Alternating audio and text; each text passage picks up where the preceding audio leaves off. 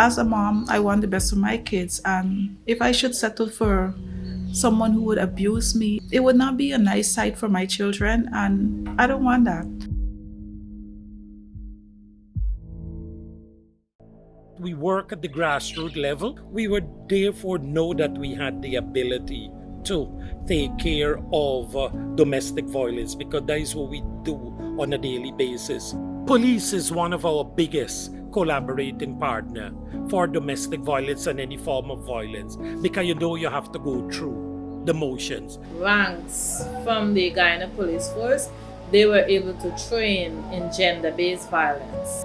It has become part of our training module, and that has been done in module 3. The recusé, they were of the opinion that when we say gender-based violence, it refers only to women and girls. Prior to them being made aware, when they asked the question, they would say plainly, if they didn't have this knowledge, when they go out, they would have been laughing at men, or they would not have believed. But now that they're aware of this, they are very grateful. It also helps them in their personal life. What also going to remain is the collaboration that we have with the police force. The Mara police station is up and running. The Rosal outpost, instead of being demolished, is now converted into a 24 hours pre and play school. So the areas that we decided that we are going to work with UNICEF on the second part of the program is to create visibility, which allowed us to go even further to help protect our young women and girls against violence. Because most times women are afraid to come forward. I can remember another time I had a pregnant mother.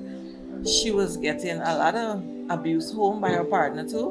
When she came to clinic the next time, we started having conversation about abuse. I brought that into my topic that day. We have developed forms, which allows us to take the information and, if possible, refer them to persons that can help. Get them in the system that we can see patterns of abuse. So these things that were donated to us, it really, really, really is helping us a lot. So through the Spotlight initiative, we see an increase of clients coming in per area, maybe 10 to 15 clients that would come in and speak to us about their abuse. Also, we have backpacks, scooter, and these things that we can go out into the community for them. It might be an outreach involving our vaccination program. Once we build a relationship with them, they feel more free to come to the health center and speak to somebody. We work at the Ministry of Education because there is where you have a target population. They had implemented a program called HFLE, which is the Health and Family Life Education Program. Teachers generally are scared to teach it because of the sensitive content that we have to deliver. But when they're in this room, they feel safe. You would get to interact with them better. So, because of that now, we have a lot of changes in the school. Not only themselves, but when they go home, they would take that with them. By the end of the project, the Ministry of Education invited us to expand the program.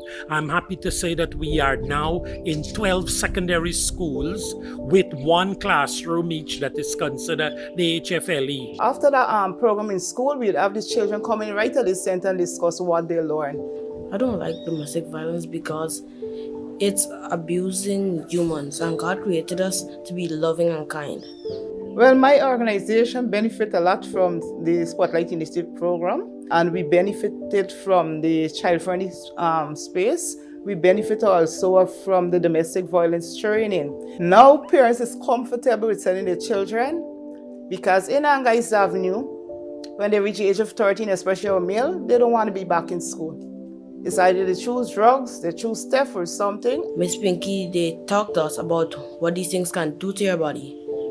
And that helps me a lot from not going and deal with alcohol and drugs and those kind of things.